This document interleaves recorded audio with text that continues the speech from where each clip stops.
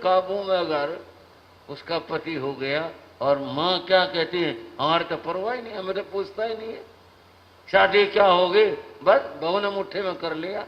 और इससे आगे पता नहीं क्या टोना करा इसके ऊपर, चोरे पर पता नहीं क्या क्या कर दिया इसको, अपने काबू में कर लिया। बहुतों को शिकायत होती है और कभी इसकी उल्टी शिकायत भी होती है। कई वधू जो है उन बहनों की क्या शिकायत होती है, पता नहीं देखो लड़का कैसा है, माँ की मुट्ठी में रहता, माँ ने पता नहीं क्या करवा रखा, हमारी तो और तो परवाह नहीं करता, उसके काबू में रहता, उसकी उसमें रहता है, हमारे तो कोई चिंता ही नहीं करता। उनकी भी शिकायत होती है। सीता ने तो वो बात कह दी जो आज भी बड़ी चिंतनीय है, और क्या कहूं, समझाने के लिए बोल रहा हूं, झगड़े की जड़ तो यही है। और वही बात कह दी कि आप ऐसा उपाय बताओ राम मेरी मुट्ठी में रहे, मेरे वश में रहे। मुट्ठी शब्द तो मैंने कह दिया, मेरे वश में रहे। बंधु वो मां भी क्या मां थी, उस मां ने ये रहस्य बता ही दिया कि यदि तू ऐसा करेगे राम तुम्हारे वश में रहेंगे। और वो रहस्य क्या खोला और क्या बताया, माता कौशल्या ने कहा, बेटे सदा मधुर बोलना, भाइयों मेरी बहन, ये रहस्य बताया, ये उपाय बताया कि बेटे सदा कैसा बोलना है, मधुर बोलना। अगर तुम मधुर बोलोगे राम तुम्हारे वश में रहेंगे। और एक राम की बात क्या कहूं, मधुर बोलने से तो लोक ही वश हो जाता है। सारा घर परिवार सदस्य सबके सब वश में हो जाते हैं मधुर बोलने से। और कटु बोलने से अपने भी पराये हो जाते हैं। समझाने के लिए मैं कल भी कह रहा था, कई बार मुश्किल से होती है कुछ बात थोड़ी सी, लेकिन बोलनी पड़ती है समझाने के लिए। एक बंधुओं, जिसको परिवार में देवर कहते हैं, यानी बड़े भाई की पत्नी का भाई का छोटा भाई जिसको देवर कहते हैं, वो घर में आया।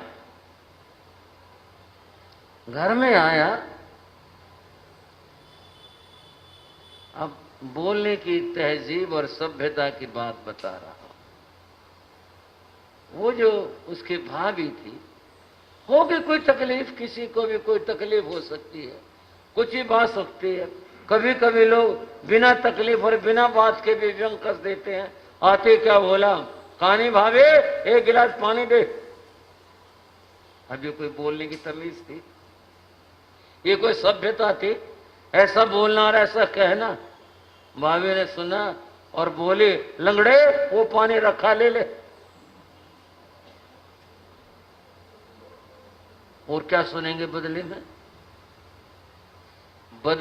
और क्या सुनेंगे फिर, जब खुद ऐसा वचन बोला है, कटु वचन बोला है, ऐसा खराब वचन बोला है, तो बदले में सुनने को क्या मिलेगा? यही तो मिलेगा बंधुओं।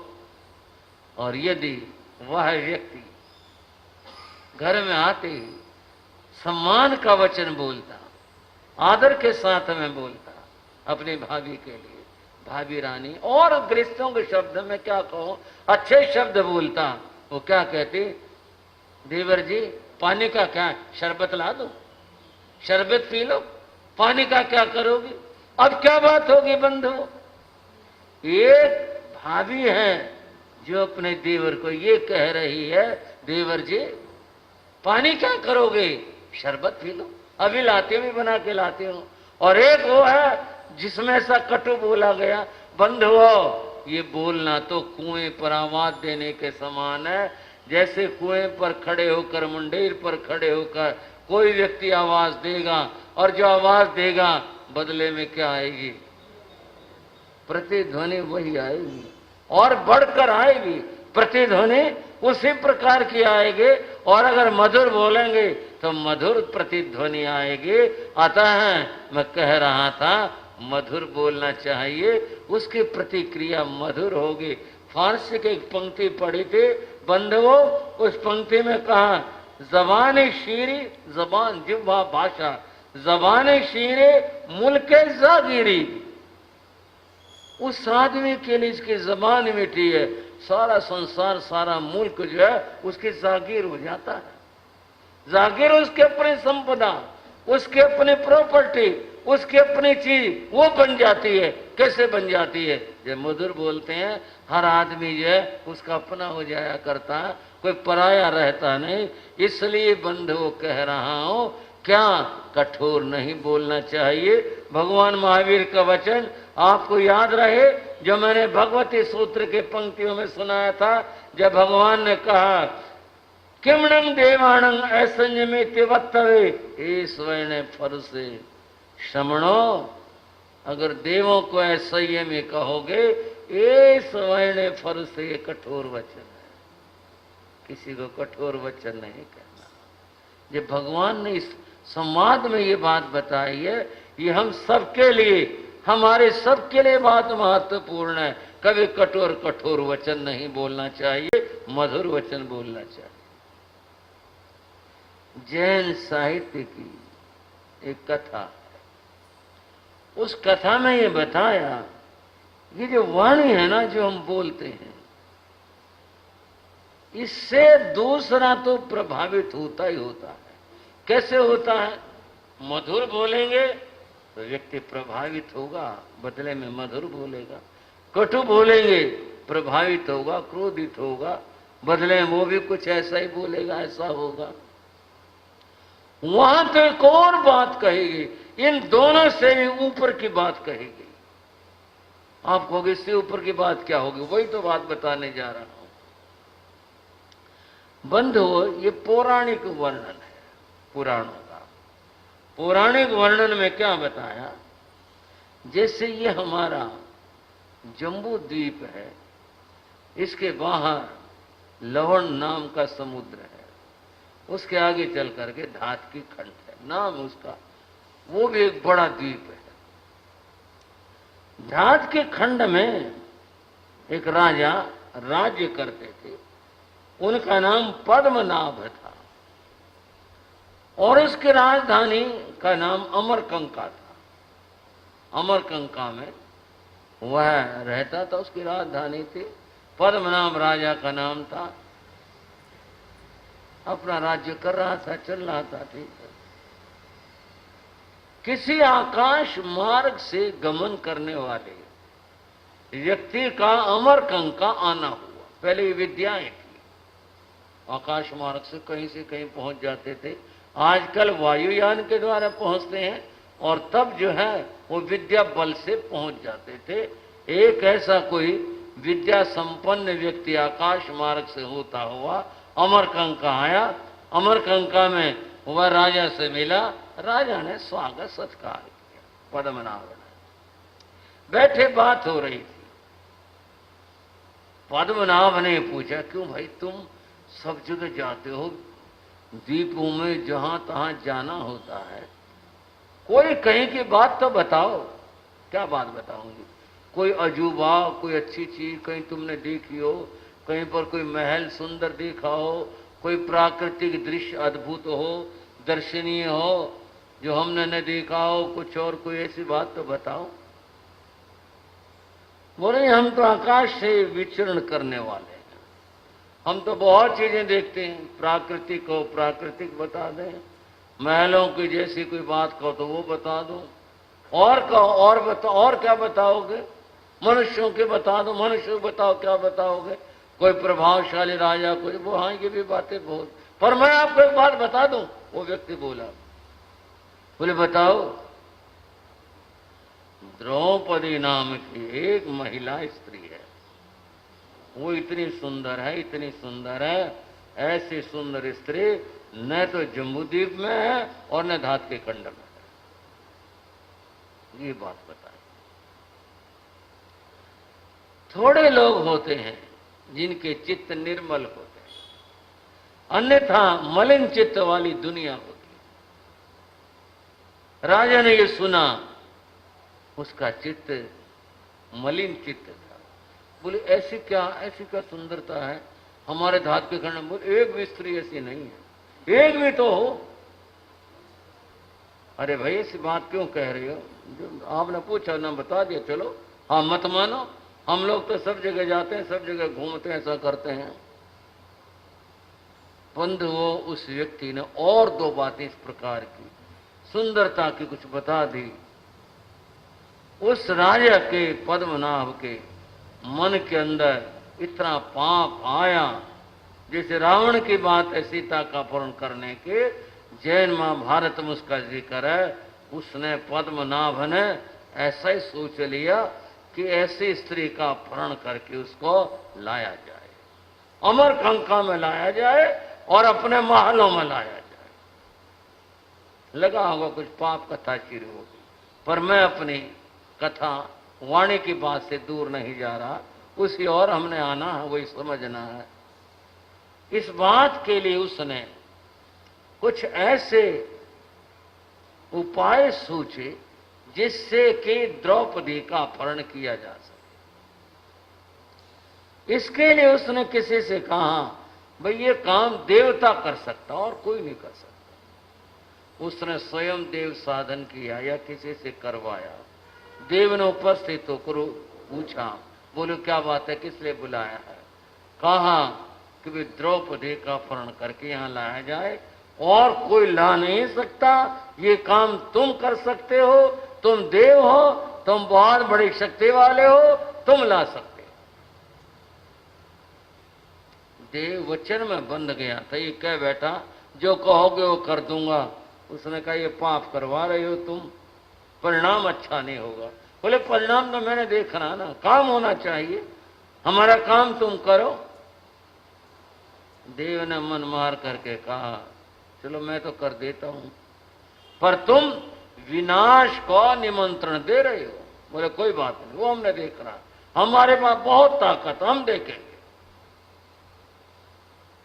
रात्रि के समय द्रौपदी शयन कर रही थी, छत पर शयन कर रही थी। उस देव ने देव माया से शक्ति से पलंग समेत उठा करके उसको वह अमरकंका ले आया और पद्मनाभ के महलों में ला करके उसका पलंग रख दिया वहां। और जब द्रौपदी जागी उसने देखा मैं हूं कहां, मैं सपने में हूं, कहां पर हूं? और पद्मनाभ ने उससे बात करनी शुरू करे। बोले नहीं, हमने तुम्हारे को अपनी शक्ति बल से बुलवाया है, तुम यहाँ अमरकंका में हो, तुम धात के खंड के अंदर हो, जम्बूद्वीप से तुम आ चुके हो, अब तुम हस्तिनापुर के अंदर नहीं हो, तुम यहाँ उसने भी देखा जगह और है। ये तो सपने की बात नहीं, सच में मेरा अपहरण हो गया। पद्मनाभ ने वही कुछ पाप की बातें की। द्रौपदी ने कहा देखो मैं पतिव्रता नारी हूं, अगर तुमने कुछ अभद्र व्यवहार किया तो मैं आत्महत्या कर लूंगी। और पद्मनाभ ने कहा हमने तो तुम्हें रानी बनाने के लिए यहां पर बुलवाया है। बोले चलो तुम मुझे 6 महीने का समय दो, अगर मेरे पति लेने के लिए आ जाते हैं और तुम्हारे साथ उनका युद्ध होगा, वो विजित हो जाते हैं, मैं चले जाऊंगी।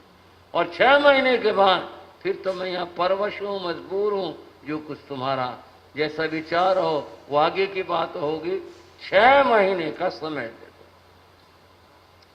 ये बात पद्मनाभ ने मान ली कि भाई ये मरेगी आत्महत्या करके, जो बात राजी खुशी से बन जाए वही ठीक है। वो बोले ठीक है, 6 महीने का समय मैं देता हूं।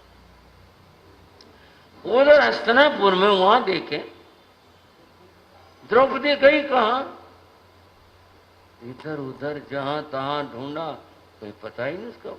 आसपास के जंगल ढूंढे, शहर नगर ढूंढे। बोले भी क्या बात हुई, द्रौपदी तो जा नहीं सकती, वो तो महासती, फिर मतलब क्या हुआ, घटना क्या घटी? आखिर कुछ पता नहीं चला। वो नारद जी आ गए। युधिष्ठिर ने नारद जी से कहा नारद जी गजब हो गया, क्या बात हो गई? बोले द्रौपदी का अपहरण हो गया, ऐसे हो गया। नारद जी ने कहा द्रौपदी और कहीं नहीं हो सकती, द्रौपदी अमरकंका में हो सकती है। पद्मनाभ जो है एक ऐसा पाप करने वाला राजा, ऐसे काम वही कर सकता है और किसी ने किया नहीं होगा, वो वही हो। एक सूत्र हाथ लगा और आप इसको उसी तरह समझ लो। तब ऐसा देख करके उन्होंने कहा भाई अमरकंका चलना पड़ेगा, पर लवण समुद्र कौन पार करेगा, किस तरह से पार किया जाए। वे श्री कृष्ण की शरण में गए, सारी बात बताई। श्री कृष्ण बोले बड़े दुख की बात है भाई, उसने हमारे राज्य की सीमा का अतिक्रमण किया, ये तो हमारा राज्य है और हमारे राज्य का अतिक्रमण करके वो अलग राज्य है, ऐसा कार्य हुआ, उसको दंड मिलना चाहिए। बोले देख लो महाराज ऐसा हो गया, चलो फिर चलते हैं। पांचों पांडव और वासुदेव श्री कृष्ण इन्होंने रथ ले लिए और कहा चलो। वासुदेव से पांडवों ने कहा महाराज समुद्र, बोले मेरे ऊपर छोड़ दो, कोई बात नहीं। उन्होंने श्री कृष्ण अपना रथ आगे किया और फिर उन्होंने भी कुछ देव शक्ति का साधन किया और वह आओ समुद्र हमें रास्ता देगा। कथा में ऐसा बताया, पानी के ऊपर उनके रथ चल करके गए, पहुंच गए, धात के खंड में पहुंच गए और अमरकंका जो राजधानी थी उसके बाहर पहुंच गए। श्री कृष्ण बोले भी ये है अमरकंका, ऐसा है, अब बोलो क्या करना है। तो पहले दूत के द्वारा समाचार दिया गया कि भी हम आ गए हैं और तुम द्रौपदी को सम्मान क्षमा मांगते हुए उसको वापस कर दो, अन्यथा युद्ध होगा और फिर उसके अंदर देखो जो भी होगा नुकसान होगा तुम्हें उठाना पड़ेगा, सजा भोगने पड़ेगी। तुम्हारे को मौका दिया जाता है, तुम क्षमा मांगते हुए द्रौपदी को वापस कर। तो उसने मना कर दी, बोले हमने ऐसे थोड़ी बुलाया है, अपनी ताकत है तभी तो हमने उसे मंगवाया है, हम वापस नहीं करेंगे। उन्होंने युद्ध की घोषणा कर दी। घोषणा कर दी तो पद्मनाभ सेमाल ने सेना लेकर के और स्वयं युद्ध के मैदान में आ गया। पता चला ये तो आदमी 6 हैं कुल, इनके पास कोई सेना नहीं, इनके पास कुछ नहीं, 6 आदमी हैं, 5 पांडव, छठे वासुदेव श्री कृष्ण, सामने उनकी सेना थी, पद्मनाभ था।